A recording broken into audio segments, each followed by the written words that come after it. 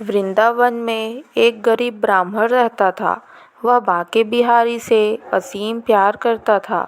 वह बांके बिहारी का इतना दीवाना था कि सुबह शाम जब तक वह मंदिर न जाए उसे किसी भी काम में मन नहीं लगता था। मंदिर में जब भी भंडारा होता वह प्रमुख रूप से उसमें भाग लेता था। एक दिन ब्राह्मण की बेटी की शादी तय हो गई और जिस दिन ब्राह्मण की बेटी की शादी तय हुई उसी दिन ब्राह्मण की बांके बिहारी के मंदिर में भी ड्यूटी लग गई।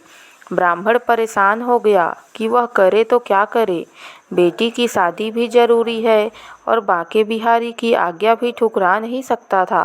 ब्राह्मण ने सोचा कि अगर यह बात वह अपनी पत्नी को बताएगा तो उसकी पत्नी नाराज हो जाएगी।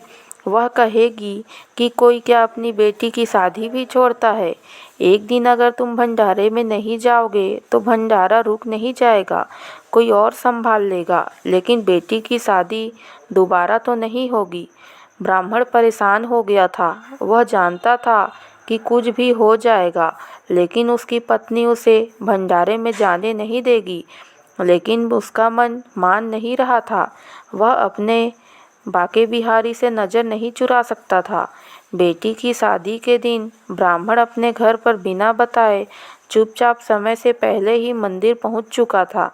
मंदिर में जाकर प्यार से सभी को भंडारा खिलाया और शाम होते ही जल्दी से घर वापस पहुंचा, क्योंकि बेटी की शादी में भी पहुंचना था। लेकिन ब्राह्मण को पहुंचते पहुंचते देर हो चुकी थी और बिटिया की शादी होकर भी बिटिया की विदाई हो चुकी थी। वह घर पहुंचा तो उसकी पत्नी उसे बोली, आओ चाय पी लो, बहुत थक चुके होगे। सोचने लगा कि घर वाले कोई भी उसे डांट नहीं रहे हैं और ना ही परिवार के कोई भी सदस्य उससे सवाल कर रहे हैं कि वह शादी में नहीं था। फिर भी पत्नी सही से उससे प्यार से बात कर रही थी। ब्राह्मण ने भी सोचा, छोड़ो, क्या गड़े मुर्दे उखाड़ना है, जो हो गया सो हो गया, सब प्रभु की इच्छा है।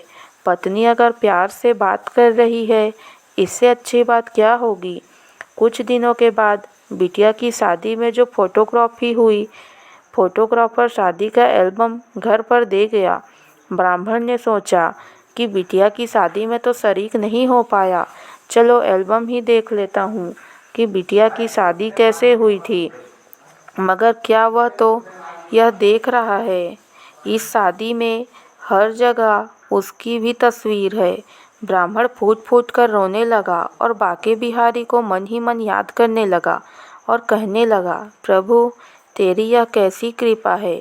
अगले दिन ब्राह्मण बांके बिहारी के मंदिर गया और मंदिर में जाकर खूब रोया और बांके बिहारी से कहने लगा, चाहे कुछ भी हो जाए, अब मैं तुम्हारा नियमित सेवा करूँगा। मैं मान गया कि जो भगवान की भक्ति करता है, भगवान उसे कभी भी अकेला नहीं छोड़ते, बल्कि हर जगह बांके बिहारी खड़े हो जाते हैं। इसलिए भक्तों, हमें भी चाहिए कि हम भी ऐसा ही दृढ़ प्यार और भरोसा भगवान और गुरु पर रखें। भगवान हमें कभी भी गलत नहीं करने देते। दोस्तों, अगर आपको मेरी ये वीडियो पसंद आई हो तो वीडियो को लाइक और मेरे चैनल को सब्सक्राइब कर ले। Thank you.